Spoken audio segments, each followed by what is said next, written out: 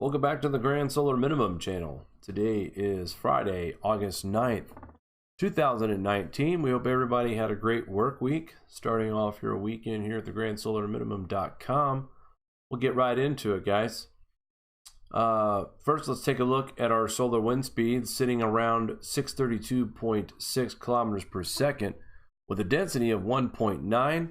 Just like earlier this morning, our KP indice is at 2 and the 24-hour max still at a 2.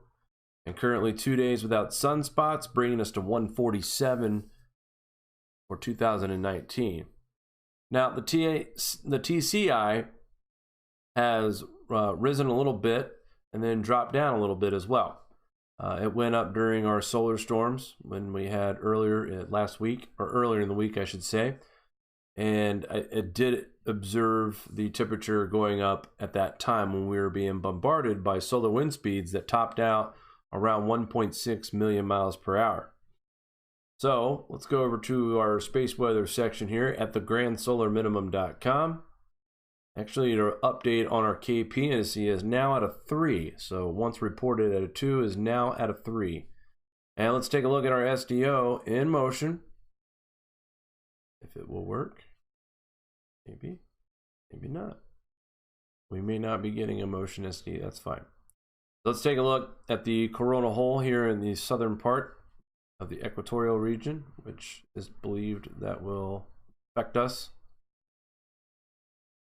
They're calling for the 10th through the 11th, so that's going to be within the next 24 to 36 hours. This is the area that they believe is going to affect the southern part of the magnetic field.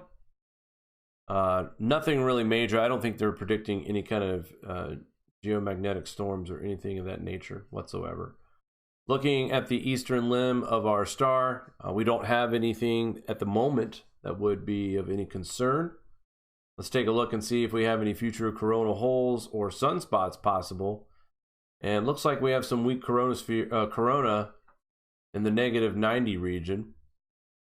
And the same part right now we're experiencing the southern part of the star. So again, quiet conditions appear to be hanging around for a few more days, if not a few more weeks.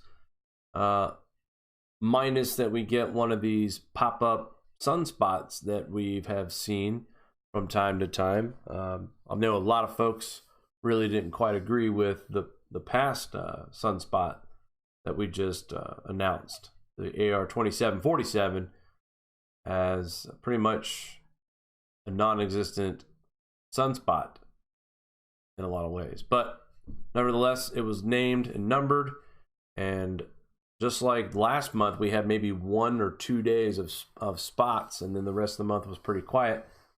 And then right now, so far in August, we're experiencing the same thing. Only 2 days of this month so far with sunspots. Granted, it's only the 9th, but the ratio is still there. So, and looking at what we have coming in the near future, at this time, it just doesn't appear that we're going to have any worries about any kind of new sunspots or anything like that. Coronal holes, yes, plenty of those. But right now, sunspots will definitely be lacking, as they have been most of the spring and summer. Taking a look at our TSI reading for July 31st, 2019. Still kind of hanging out in that 1360.703 range. We've witnessed a peak around 1360.8. And then since then, it's kind of slowly made its way back down to the 1360.7 range. And that is a little bit up compared to where we usually see these values, hovering around the 1360.6 and 1360.65 region. Now, I watched a video the other day that was talking about TSI, and that because of how small of a decline that we're going to see in TSI, that it's not enough. It's just simply not enough to affect the climate on this planet. And that's where people really become naive and close the door when they look at the amount of drop in TSI, total solar radiance. And based on that number, folks can say, that's just not enough. Now, there's more drop in TSI as far as percentage than there is CO2 being emitted into the atmosphere by humans. What I'm saying is the humans contribute 0.004% CO2 in our atmosphere. So when you look at TSI, it decreases by 0.10 or 0.20 over a certain period of time.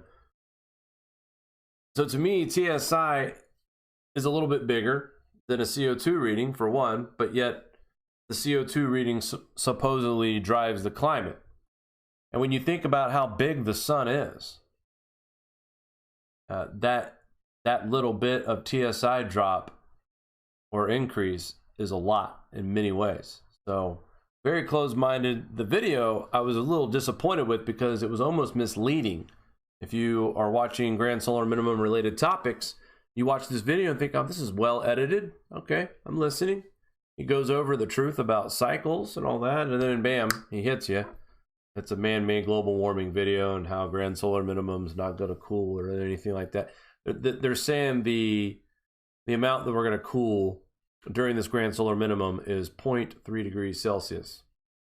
Well, since 2006, we've already cooled 0.52 degrees Celsius just in the 3 years, and we've only begun. And when you talk about scientists who are predicting solar cycle 25 to be well below 24, and we've already made the correlation that fewer sunspots correlate with lower temperatures, I think you guys know how to do the math.